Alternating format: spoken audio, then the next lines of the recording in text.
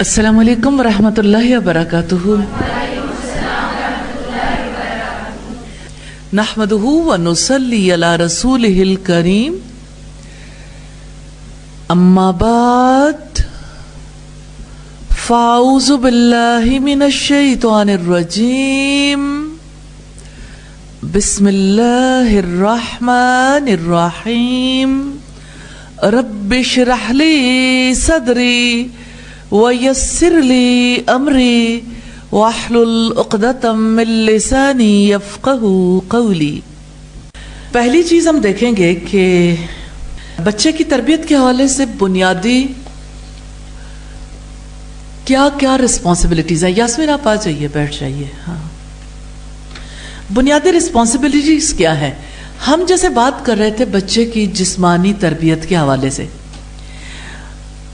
तो बच्चे की जिस्मानी तरबियत के हवाले से 13 बड़े बड़े काम हैं जो करने वाले हैं।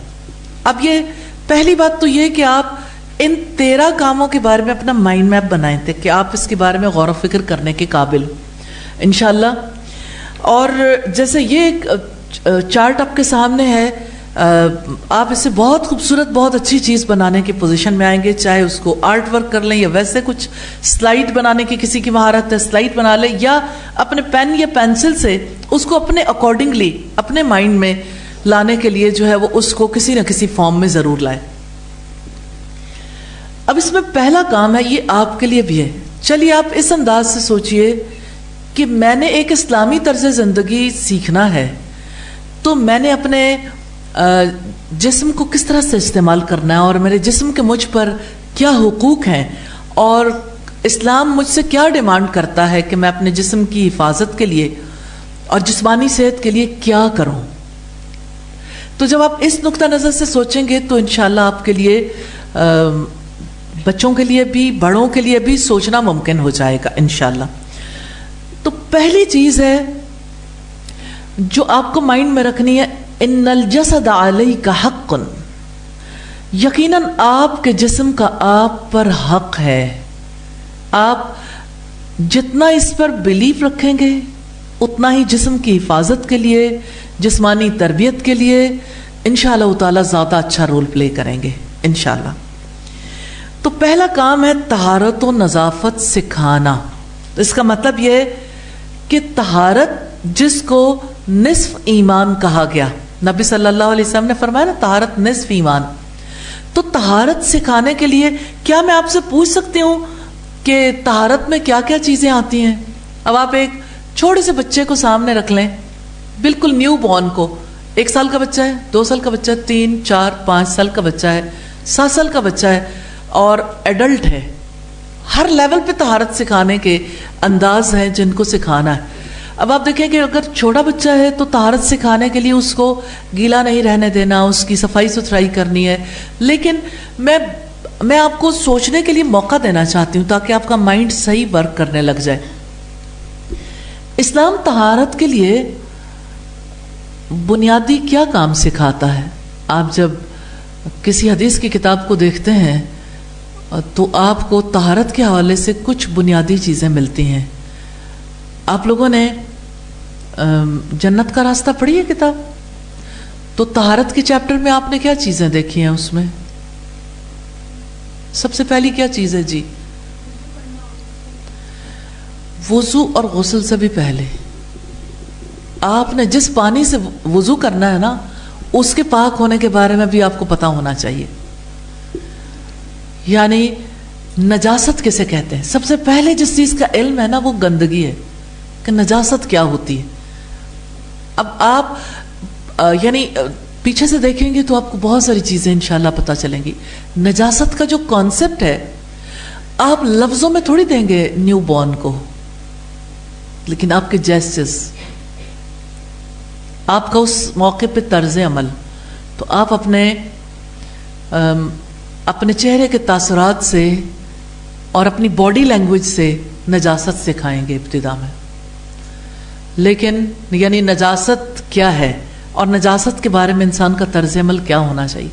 नजस क्या क्या चीज़ें हैं जिसकी वजह से एक इंसान को ताहिर होना पड़ता है। طہارت کی ضرورت کب پڑتی ہے؟ یہ میں دوسرا کوشچن کر رہی ہوں. اچھا، نجاست کے حوالے سے یہ بات بھی ضروری ہے کہ آپ یہ جانتے ہوں کہ کوئی چیز جب نجس ہو جاتی ہے اس کو پاک کیسے کیا جاتا ہے. انسان تو نجس ہو جاتا ہے، پھر پاک کرنے کے طریقے ہیں، وضو ہے، غسل ہے، اور کیا ہے طریقہ؟ ایک طریقہ اور بھی ہے جی، تیمم ہے وضو کی جگہ پہ، اور کوئی طریقہ ہے؟ استنجا ہے. یعنی آپ نے یورین پاس کیا یا آپ اپنی ضروریات سے فارغ ہوئے، اگر آپ نے اپنے آپ کو پراپرلی کلین نہیں کیا تو آپ وضو کیسے کر سکتے ہیں؟ یہ وضو سے پہلے کا عمل ہے. تو اس کا مطلب یہ ہے کہ طہارت کے حوالے سے آج آپ نے یہ بات ذہن میں بٹھانی ہے، نجاست کسے کہتے ہیں اور نجاست کے کون سے درجات ہیں، اور اس کے ساتھ یہ کہ جب کوئی چیز نجس ہو جائے تو اس کو پاک کیسے کرتے ہیں، اور انسان کو کون کون سی نجاستیں لاحق ہوتی ہیں جس کی وجہ سے پاک ہونا پڑتا ہے، کب اسے وضو کرنا پڑتا ہے اور کب اسے غسل کرنا پڑتا ہے. اب آپ یہ بنیادی باتیں اگر اپنے ذہن میں رکھ لیں، کیونکہ پیچھے آپ کا ذہن میں نقشہ کلیئر ہے، تو آپ کو یہ پتا چلتا ہے کہ اچھا بچے کی یہ اور یہ سٹیجز ہیں، کس سٹیج پر کیا کام کرنا ہے. اب آپ کے سامنے ایک بچہ ہے جو نیو بورن ہے، نیو بورن کو سب سے پہلے غسل دیتے ہیں. اب بچے کو کیسے پتا چلے؟ اس وقت تو نہیں پتا، لیکن اس کا مطلب یہ ہے کہ جب بچے کو خود شعور نہیں ہے تو یہ کام اس کے لیے اس کی ماں یا ماں کسی کی ہیلپ سے یہ کام کرے گی. لیکن بچے کو نجس نہیں رکھنا، طاہر رکھنا ہے، پاک رکھنا ہے.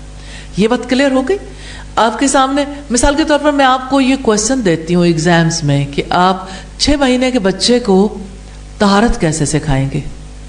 آپ 1 سال کے بچے کو طہارت کیسے سکھائیں گے؟ یا آپ 5 سال کے بچے کو طہارت کیسے سکھائیں گے؟ آپ نے ایک ٹین ایجر کو طہارت کیسے سکھانی؟ یہ کوشچنز ہیں جس کے اوپر ہم نے کام کرنا ہے. اور یہ میں آپ کو خود اس وجہ سے دے رہی ہوں کہ آپ بھی کوشچن کرنے کے قابل ہو جائیں. اور ابھی میں آپ سے یہ چیزیں کچھ ڈسکس کروں گی کہ کس طرح سے کون کون سی سٹیجز ہیں جس میں بچہ کیا کرنے کے قابل ہوتا ہے، اور اس کو اس ایج میں ہم کیا دینے کے قابل ہوتے ہیں. تو اب آپ یہ بھی جان لیں کہ اگلے جو سیشن ہونے والے ہیں نا، ان میں بہت سارے کام آپ کی پریزنٹیشن سے ممکن ہوں گے. تو آپ کچھ نہ کچھ پریپیئر کریں گے. مثال کے طور پر اتنی سادہ سی بات، 1 سال کے بچے کو کیسے طہارت سکھانی ہے اور ایک ٹین ایجر کو کیسے سکھانی، تو آپ ظاہر ہے پڑھیں گے نا. اور یہ کام ختم ہونے والا نہیں ہے، اور اس کام کو ہم نے جاری رکھنا ہے انشاءاللہ.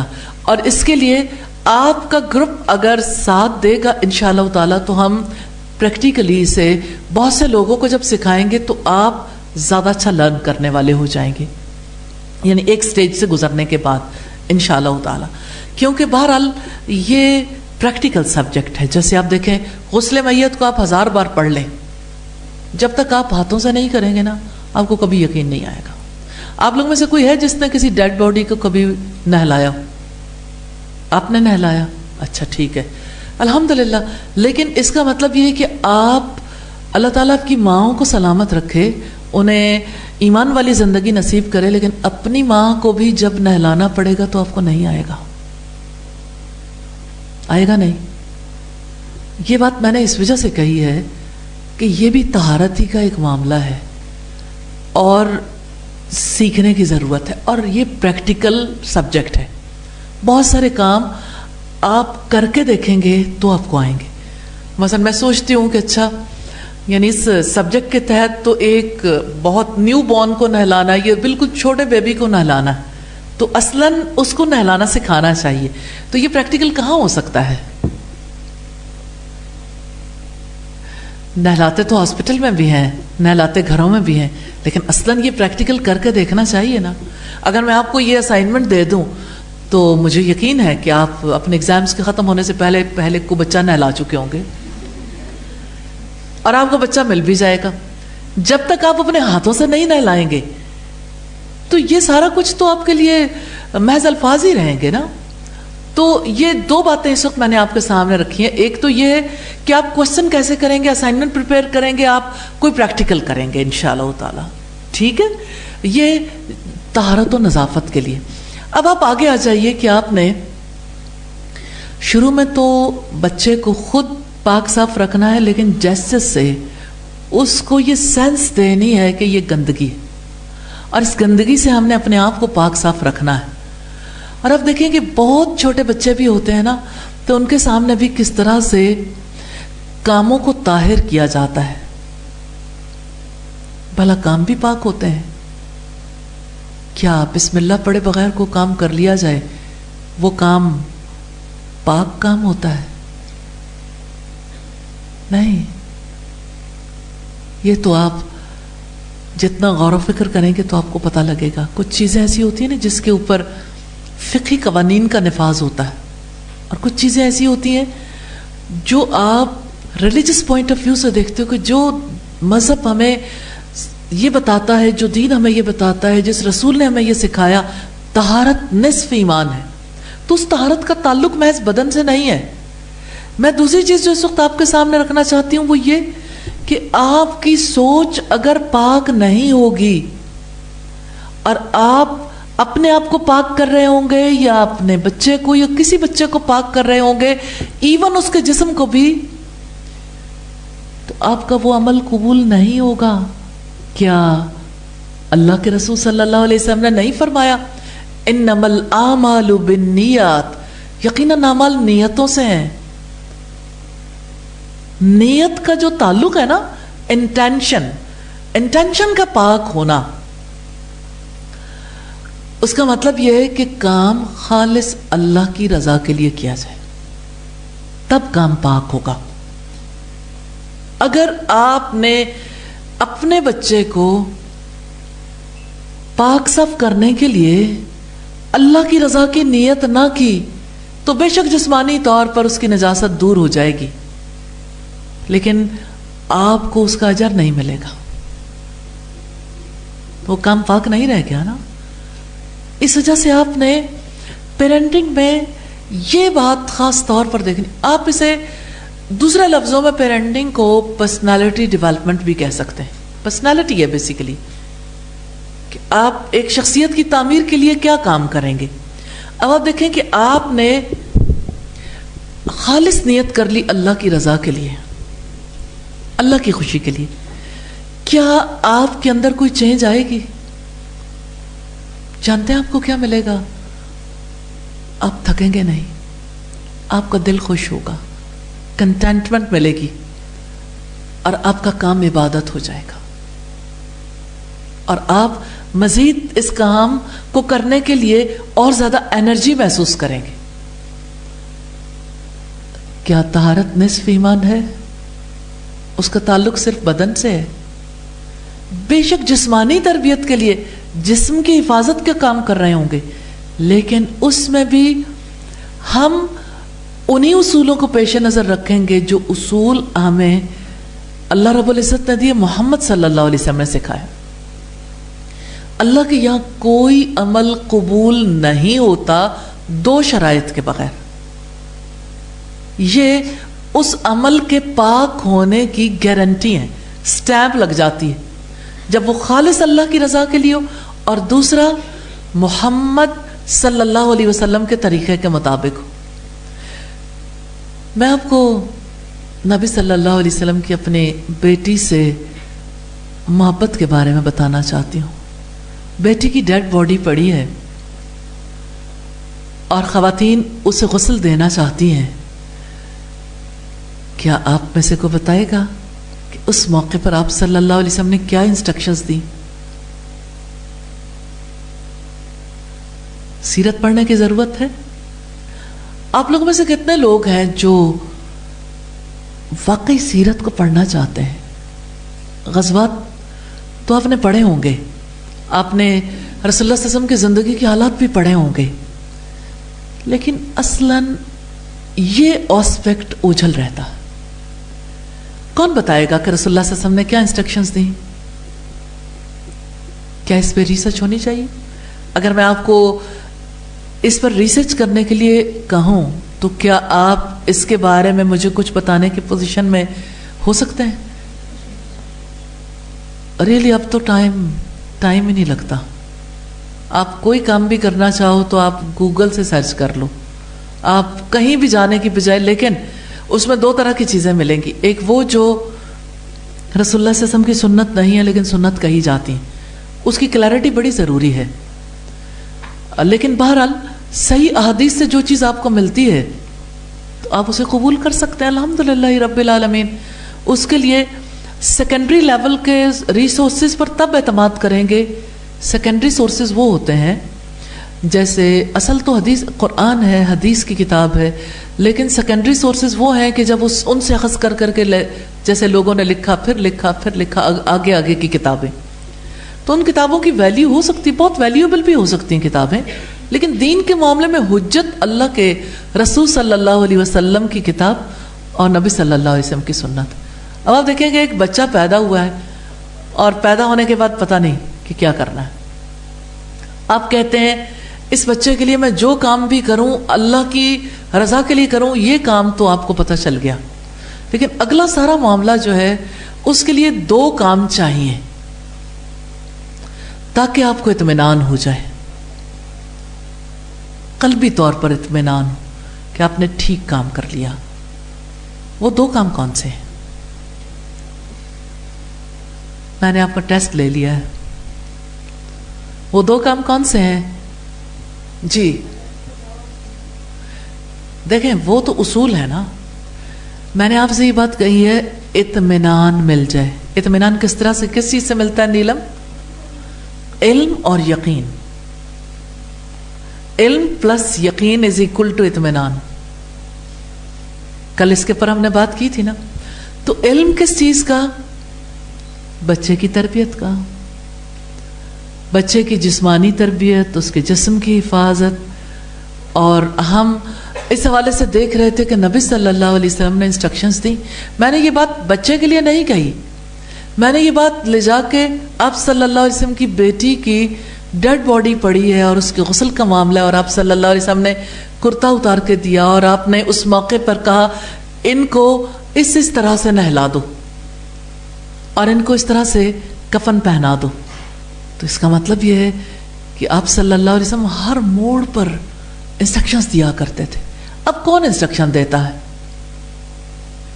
اب اگر کوئی انسٹرکشن دے گا بھی تو اپنی مرضی سے دے گا نا. اللہ کے ہاں قابل قبول نہیں ہوگا عمل، وہ عمل پاک نہیں ہو سکتا. یہ بنیادی بات تھی جو میں نے آپ کے سامنے رکھنی تھی. بس آپ یوں سمجھ لیں ہم نے جتنی بات چیت آگے کرنی ہے ہر جگہ پر یہ 2 چیزیں آئیں گی اور اس میں آپ ساتھ دو گے اور میں کوشش کروں گی کہ آپ کو سکھا سکوں کہ اس میدان میں آپ نے ریسرچ کیسے کرنی ہے، آپ کہاں سے کن سورسز سے فائدہ اٹھا سکتے ہو، تیزی کے ساتھ کس طرح سے آپ یہ کام کر سکتے ہو. کرنا ہے نا انشاءاللہ انشاءاللہ. اچھا اب آپ یہ دیکھیے کہ ہم دیکھ رہے تھے کہ کوئی عمل کیسے پاک ہوتا ہے نا. تو ہر عمل کے درجات ہیں. ایک تو یہ کہ عمل کرنے والے کی نیت ہے، انٹینشن اسے پاک یا ناپاک بناتی ہے. پھر عمل کرنے کا آغاز کس چیز سے کیا، پھر یہ کہ اسے کس کے لیے کیا، یعنی عمل کی قبولیت کی جو شرائط ہیں ان کو پورا کرنا. شرائط کیا ہے؟ اللہ کی رضا اور سنت کی اتباع. تو اب اس کے لیے آپ اپنے آپ کو پاک کرنا چاہتے ہیں کہ میرا یہ عمل قبول ہو جائے. آپ کو دل کا اطمینان چاہیے. وَلَكِنْ لِيَطْمَئِنَّ قَلْبِي جو حضرت ابراہیم علیہ السلام نے کہا. اب اس کے لیے کیا کرنا ہے؟ اس کے لیے جی بتائیں کہ کیا کرنا ہے. اس کے لیے آپ نے یہ دیکھنا ہے کہ نبی صلی اللہ علیہ وسلم نے اس کام کو خود کیسے کیا، یا کسی اور کو کیسے کرنے کا حکم دیا، یا اس کام کے لیے آپ صلی اللہ علیہ وسلم نے آپ کے سامنے جو کام کیا گیا اس پر آپ نے خاموشی کا اظہار کیا. آپ کی قولی، فعلی اور تقریری حدیث سے آپ کی سنت سے، سیرت کی کتب سے، ان واقعات سے ہم نے وہ سب کچھ سیکھنا ہے انشاءاللہ جو اس میدان میں ضروری ہے۔ اور آپ دیکھیں کہ طہارت اور نظافت سب سے پہلے ہماری اپنی ضرورت ہے۔ اس کا مطلب یہ ہے کہ پہلے آپ خود جو عمل اپنے لیے کر رہے ہیں اس میں پاکیزگی اختیار کریں گے انشاءاللہ تعالی۔ تو آپ دیکھیے گا طہارت اور نظافت کے حوالے سے جو چیزیں آپ کو لرن کرنے کی ضرورت ہے ڈفرینٹ ایج گروپ کے بچوں پر، کہ آپ نے ایک کام کو سیکھ لیا، آپ نے انہیں سکھانا کیسے ہے، اپنے جیسچر سے، اپنی باڈی لینگویج سے، اپنی زبان سے اور واقعات کے توسط سے، اور یہ ہے کہ پریکٹیکل کروا کے کیسے ٹرینڈ کرنا ہے، اور ان کو کس طرح سے آپ گھر پہ ٹرینڈ کریں گی اور کس طریقے سے ان کو گروپ میں ٹرینڈ کرنا ہے، یعنی وہ ایسے گروپ کو بھی اختیار کریں جہاں پر ان کے ساتھ ایسے لوگ ہوں جو ویسے ہی کام کرنے والے ہوں، یعنی صالح لوگوں کے ساتھ ان کی سوشلائزنگ ہو جس کی وجہ سے ان کے صالح ہونے کے امکانات بڑھ جائیں۔ اور خاص طور پر اگر آپ طہارت کو ٹین ایجز میں جا کے دیکھیں تو یہ نیڈ اور زیادہ بڑھ جاتی ہے، جیسے لڑکیوں کی سائیکلز، یعنی جیسے ہر مہینے جب لڑکیوں کی نماز چھوٹتی ہے اور خواتین کو جب بچے کی پیدائش کے بعد اللہ تعالیٰ کی طرف سے طے شدہ یعنی بلیڈنگ ہوتی ہے اور اس کے بعد انہوں نے پاک ہونا ہوتا ہے، تو وہ غسل کیسے کریں گے، اس کے لیے کیا ڈیمانڈز ہیں، اور یہ باتیں بچوں کو پہلے سے سکھانی پڑتی ہیں۔ اور پھر یہ کہ طہارت و نظافت کے لیے ایک بچی کو یہ بھی سکھانا پڑتا ہے اور پہلے سے علم دینا ضروری ہے کہ آپ پر جب یہ سٹیج آئے گی تو آپ اس کو کیسے کوپ کرو گے، کیونکہ اگر وہ کوپ کرنا نہیں سیکھے گی تو ظاہر ہے کہ وہ جہاں بیٹھے گی، جو کپڑے پہنے گی اور جہاں موو کرے گی ہر جگہ پہ وہ اشتہاری بن جائے گی نا، تو یہ ماں کی نادانی ہے نا۔ تو میں نے سینکڑوں ایسے لوگ اپنی زندگی میں دیکھے ہیں جنہوں نے یہ شیئر کیا کہ ہمیں ہماری ماں نے طہارت نہیں سکھائی، ہمیں نہیں بتایا کہ جب سائیکلز شروع ہوں تو ہم کس طرح سے اپنے آپ کو مینیج کریں، اور اس کے بعد غسل ہم نے کیسے کرنا ہے۔ جی آپ اگر آگے آ جائیں کائنڈلی تو سب کو فائدہ ہو جائے گا انشاءاللہ۔ جی تو اسی طرح سے لڑکوں کو جو ہے اللہ تعالیٰ کی طرف سے جیسے احتلام ہوتا ہے اور لڑکے جیسے ڈسچارج ہوتے ہیں تو اس سے پہلے انہیں بتانا کتنا زیادہ ضروری ہے کہ یہ اللہ تعالیٰ کی طرف سے سائن ہے کہ اب آپ کمپلیٹ ہو گئے ہو الحمدللہ، کہ آپ اپنی جوانی کو پہنچ چکے، بلوغت کو پہنچ چکے ہو جب اللہ تعالیٰ کے احکامات آپ پر عائد ہوتے ہیں، اور اس موقع پر آپ نے کس طرح سے غسل کرنا ہے اور کیسے اپنے آپ کو پاک رکھنا ہے۔ اور اس سے ریلیونٹ جتنے مسائل ہیں، مثال کے طور پر لڑکیوں کو لیکوریا ڈسچارج شروع ہو جاتا ہے جب وہ اپنے آپ کو پاک نہیں رکھتی اور صاف نہیں رکھتی، یا ایسی ڈائٹ یوز کرتی ہیں، کھانے میں ایسی چیزیں یوز کرتی ہیں، تو ہر جگہ رہنمائی کی ضرورت ہوتی ہے نا۔ اور اسی طرح سے جیسے یعنی اللہ تعالیٰ کی طرف سے ہمارا بدن اس طرح سے اللہ تعالیٰ نے بنایا ہے کہ جس میں یعنی کچھ جگہوں پر جو بال ہیں ان کو ریموو کرنا یہ ہماری دینی ضرورت ہے، بدن کی بھی ضرورت ہے لیکن دینی ضرورت ہے۔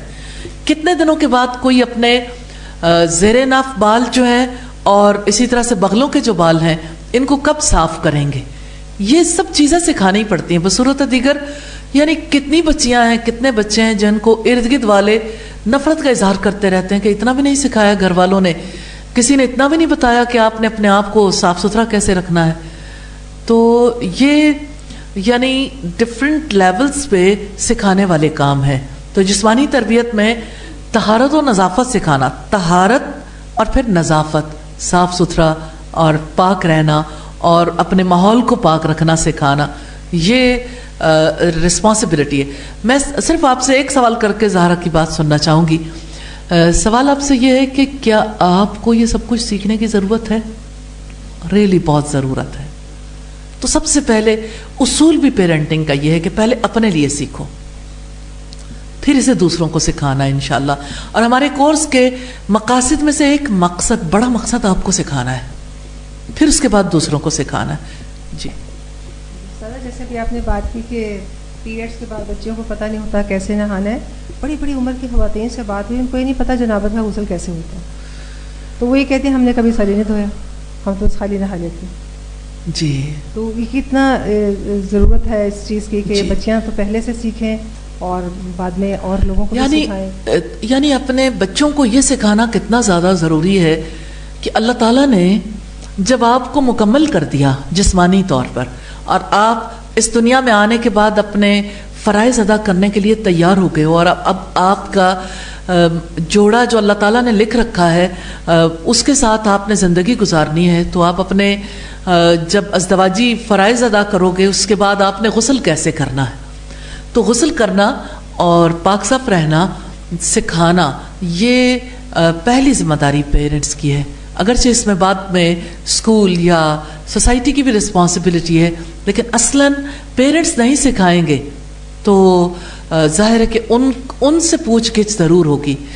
نبی صلی اللہ علیہ وسلم نے فرمایا کلکم رائن وکلکم مسئول عن رعیتہ، تم میں سے ہر ایک رائی ہے اور اس سے اس کی رعیت کے بارے میں سوال کیا جائے گا.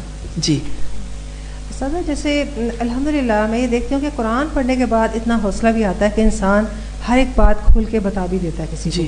لیکن اس سے پہلے وہی بات ہوتا ہے کہ شرم و لحاظ ہے اور باقی کسی معاملے میں شرم نہیں ہوتی. ہم ان چیزوں کو سکھانے میں شرم محسوس کرتے ہیں. ایون جیسے ابھی ایک شادی ہو رہی تھی کسی کی، تو میں نے ان سے کہا، میں نے کہا اپنے بیٹے کو بتایا کہ کچھ دعائیں ہیں پڑھنے کی، وہ لازمی ہیں تو وہ ضرور پڑھیں. وہ کہتی ہیں میں بیٹے کو کیسے بتاؤں؟ ہاں میں بہو کو بتا دوں گی کہ وہ پڑھیں. اس میں کیونکہ مائش فوراً شرم آ جاتی ہے، اب ہم کیسے بتائیں. تو میں کہتی ہوں کہ اس میں ضرور جیسے آپ لوگ ماشاءاللہ سیکھ رہے ہو، آپ لوگ سیکھو گے آگے سکھاؤ گے تو فائدہ آپ کا بھی ہوگا. اور بہت میں زارا میری بہن جو ہے وہ میرے پاس آئی تو میں نے ان سے پوچھا کہ آپ کی بچی بڑی ہو رہی ہے تو اس کو بتایا کہ اس طرح سے یعنی لڑکیوں کے یہ خاص دن آتے ہیں اور اس میں کیسے اس نے اپنی کیئر کرنی ہے اور کس طرح اس کے بعد غسل کرنا ہے. کہنا ہے کہ مجھے بہت شرم آتی ہے تو کائنڈلی آپ بتا دو.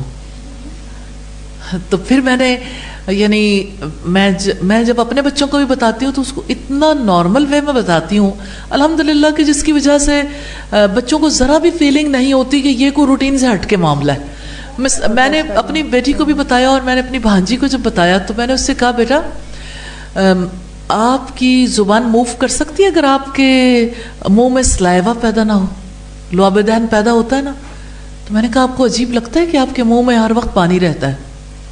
کہتی خالہ جس وقت پانی نہیں ہوتا تو اس وقت تو میری زبان سوکھ جاتی تو مجھے بہت مشکل ہوتی ہے، مجھے پانی پینے کی ضرورت پڑتی ہے. میں نے کہا اچھا. میں نے کہا اسی طرح سے کبھی ایسا ہوتا ہے نا کہ آپ کو نزلہ لگ جاتا ہے تو آپ کو آپ کے ناک سے پانی آتا ہے. تو انہوں نے کہا کہ ہاں آتا ہے پانی.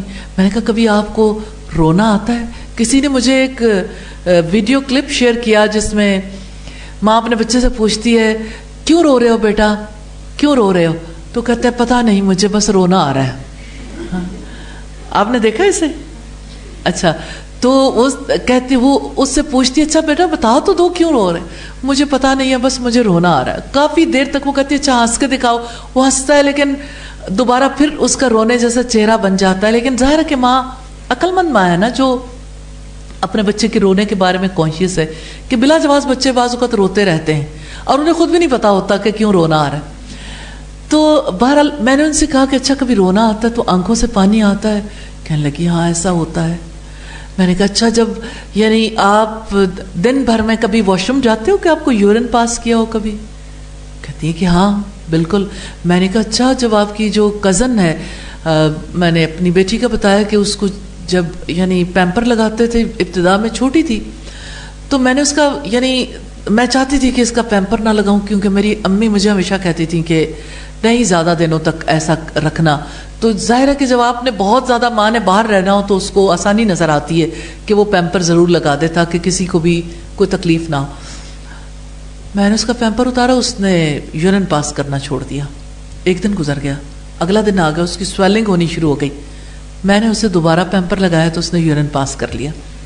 لیکن یہ ہے کہ میں نے اسے بتایا کہ اچھا یعنی نہ یورین پاس ہو تو پھر کیا ہوتا ہے؟ تو میں نے کہا اچھا جب نا بچے بڑے ہو جاتے ہیں نا تو لڑکیاں جس وقت ایک خاص ایج کو پہنچتی ہیں تو یورین پاس کرنے کی بجائے اللہ تعالیٰ انہیں یعنی اس طرح سے یعنی اسی مقام سے انہیں بلڈ بھی آتا ہے. تو یہ ایک روٹین کی بات ہے اور یہ آپ کے کمپلیٹ ہونے کی نشانی ہوتی ہے. کہتی خالہ واقعی؟ میں نے کہا آپ دیکھتے رہنا کس دن آپ نے کمپلیٹ ہونا ہے. اب وہ بچی کو تو جو ہے وہ بہت اچھا لگا, بہت اچھا فیل ہوا اور وہ انتظار میں رہی. لیکن میں نے اسے کہا کہ بیٹا آپ نے اپنے بیگ میں ابھی سے ایک جو ہے وہ یہ آپ کو اس طرح سے میں نے اسے سارا پروسیجر بتایا کہ کیسے آپ اپنے آپ کو جو ہے وہ کور اپ کر سکتے ہو. تو میں نے اسے کہا کہ اچھا آپ نے پیڈ ضرور اپنے ساتھ رکھنا ہے. جس وقت ایسا ہوا نا آپ کو تھوڑی سی بھی سکریشنز فیل ہوئی تو آپ نے فوراً جانا, اسکول میں ہو یا کہیں بھی ہو تو آپ نے فوری طور پر جا کے یہ کام کر لینا. اب بچی کو انتظار لگ گیا. اب میری 2 مہینے کے بعد بات ہوئی, اس نے کہا خالہ ابھی تو کچھ بھی نہیں ہوا. میں نے پھر اس سے 10 مہینے کے بعد پوچھا, وہ اس قدر زیادہ پریشان ہو چکی تھی کہ میرے ساتھ یہ کام کیوں نہیں ہو رہا, کیونکہ میں نے اسے نارمل وے میں یہ بات بتائی تھی کہ دیکھو یہ سارا کچھ نارمل ہے اور اگر آپ کی لائف میں یہ نہیں ہوگا تو نیچرلی آپ انکمپلیٹ رہو گے. تو یہ اللہ تعالیٰ کی بہت بڑی رحمت ہے. تو میں نے فیل کیا کہ اگر بچے کو پراپرلی گائیڈ کیا جائے تو الحمدللہ اسے شرم نہیں فیل ہوتی. جیسے ابھی پیرنٹنگ کے حوالے سے میں آپ سے بات کر رہی تھی, مجھے بہت تکلیف ہو رہی تھی کہ آپ مجھے یوں دیکھ رہے ہو کہ اچھا آپ جو ہے جس بچے نے ابھی فیڈر پینا ہے اس کو آپ بتا رہے ہو کہ آپ کہ ہاں بچے بھی ہو سکتے ہیں. تو یعنی مجھے تھوڑا آپ کو فیل ہوا تو میں نے کہا یعنی صبح کا وقت ہے لیکن تھوڑا ذرا سیڑھیاں اتر چڑھ لیں گے ٹھیک ہو جائیں گے. تو اللہ کے فضل سے سمیہ نے اور میری بیٹی ملیہ انہوں نے اپنی بیٹیوں کو پریپیئر کیا ہوا تھا پہلے سے. تو میں نے دیکھا کہ بڑی نارملی انہوں نے اس کو قبول کیا. ابھی ظاہر ہے اس ایج میں ابھی آئی تو الحمدللہ ان کو مشکل نہیں ہوئی اور آسانی سے انہوں نے اس کو قبول کیا. صحیح, اچھا لگا کہ ٹھیک ہے ان کی پہلے سے ٹریننگ تھی, ان کو پتا تھا سارا کچھ ہونا ہے ہمارے ساتھ. جی صحیح. تو الحمدللہ یعنی اس کو جو ہے وہ نارمل رکھنا چاہیے اور نارملی کیونکہ اللہ پاک نے ہماری زندگی کا یہ سلسلہ اس نوعیت کا رکھا ہے, اس لیے اس کی پراپر گائیڈ لائن کی بہت ضرورت ہے. تو میں آپ کو یہ بتا رہی تھی کہ طہارت و نظافت کا جو سلسلہ ہے وہ یعنی بچپن سے لے کے جوانی تک, جوانی کے اپنے مسائل ہوتے ہیں اور جوانی سے لے کے بڑھاپے اور پھر بوڑھوں کے لیے کتنا زیادہ گائیڈ کرنے کی ضرورت ہے کہ جب ایک انسان اپنے آپ کو خود سنبھالنے کی پوزیشن میں نہیں رہتا تو اس کو بھی بچے کی طرح سنبھالنا پڑتا ہے.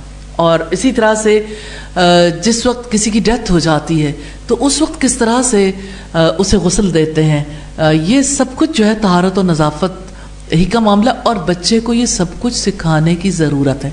بچے کو صرف اس کا اپنا وجود سنبھالنا نہیں سکھانا چاہیے بلکہ اس کا ماحول, اپنے ماحول میں وہ کیسا رول پلے کرے گا. اسی طرح سے جسمانی تربیت کے حوالے سے میں چاہتی ہوں کہ کچھ چیزیں آپ اپنے مائنڈ میں رکھیں تاکہ ہم اس کے اوپر اگلے سیشن میں بات کرنے کی پوزیشن میں ہوں. جیسے انسان کی پوری باڈی ہے نا, اس کا لباس ہے, بال ہے, آنکھیں ہیں, کان ہیں, اس کے دانت ہیں اور اس کا پورا بدن ہے. ایون اس کے نیلز ہیں یا اس کے پاؤں کی انگلیوں کے درمیان کی جگہ ہے یا اس کی ایڑیاں ہیں یا اسی طرح سے اس کے ہاتھ ہیں. کس طرح سے اس نے پورے بدن کو صاف رکھنا ہے. اسی طرح سے کھانے پینے میں اعتدال سے کھانا جسم کی حفاظت کے لیے بہت زیادہ ضروری ہے نا. اور اعتدال کے حوالے سے یہ بات بھی آپ کے سامنے رکھنا چاہتی ہوں, کھانے پینے کے حوالے سے یہ سینس دینا بہت ضروری ہے کہ کون سی چیزیں کھانے سے انسان کو نفع ہوتا ہے اور کون سی چیزیں کھانے سے نقصان ہوتا ہے. اور اس بارے میں آپ اب بہت ساری چیزیں کلپس دیکھتے رہتے ہوں گے. جیسے بچے جو جنک فوڈ کھاتے ہیں اس میں کیا چیزیں شامل کر دی گئیں جس کی وجہ سے وہ صحت کے لیے بہت نقصان دہ ہو گئیں. یا جیسے سافٹ ڈرنکس ہیں یا انرجی ڈرنکس ہیں, ان کا کیا نقصان ہے. یا یہ ہے کہ بہت زیادہ پیٹ بھر کے کھانا یا بہت زیادہ بھوکے رہنا, یا یہ کہ پانی کی ایک مخصوص مقدار استعمال کرنی جو صحت کے لیے ضروری ہے اتنی اس سے کم مقدار میں پانی استعمال کیا جائے یا اس سے زیادہ مقدار میں. تو آفٹر آل ایفیکٹس کیا ہوتے ہیں. اور جیسے دودھ بچے کی ضرورت ہے, بڑے کی بھی ضرورت ہے, کیلشیم کا بہت بڑا سورس ہے. اور اسی طرح سے جو کسی چیز کے اندر اس کی ویلیو ہے یعنی کسی سبزی کے اندر اس کی نیوٹریشنل ویلیو ہے یا فروٹ کے اندر ہے یا باقی چیزوں کے اندر، ان چیزوں کے بارے میں بھی ایج کے لحاظ سے بچوں کو آگاہ کرنا بہت زیادہ ضروری ہے. اور اس کے بارے میں ہم انشاءاللہ تعالی جب یہ پورا سیشن کریں گے جسمانی تربیت کے حوالے سے تو ہم اس کے اندر یہ بات بھی کریں گے. اسی طرح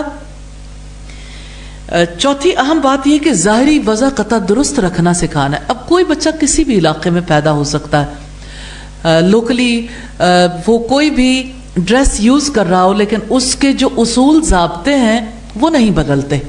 مثال کے طور پر جیسے لڑکی نے اپنے آپ کو کتنا ڈھانپ کے رکھنا ہے اور کتنا کس کے سامنے وہ کتنے حصے کو اوپن کر سکتی ہے اور کتنا حصہ اسے کور کر کے رکھنا ہے، یہ بات زیادہ بنیادی ہے بنسبت اس کے کہ وہ یعنی اس کی خوبصورتی کے اوپر پہلے بات چیت کی جائے.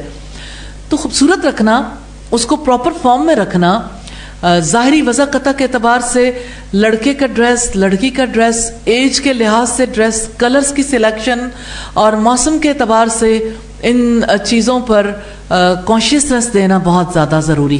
اور یہ ایک مستقل عمل ہے اور ساری زندگی جاری ہی رہتا ہے الحمدللہ. اسی طرح سے گھر کے اندر اسے کیسے رہنا ہے اور باہر کیسے رہنا ہے. اب دیکھیں جیسے ظاہری وضع قطع کے اعتبار سے دیکھیں کچھ لوگوں کے بال جو ہیں وہ لڑکے بہت لمبے رکھنا چاہتے ہیں، تو ٹھیک ہے، اگر بال لمبے بھی رکھنے ہوں تو کم از کم بالوں کو صاف ستھرا رکھنا، ان کا پراپر یعنی پراپر فارم میں ہونا بہت زیادہ ضروری ہے.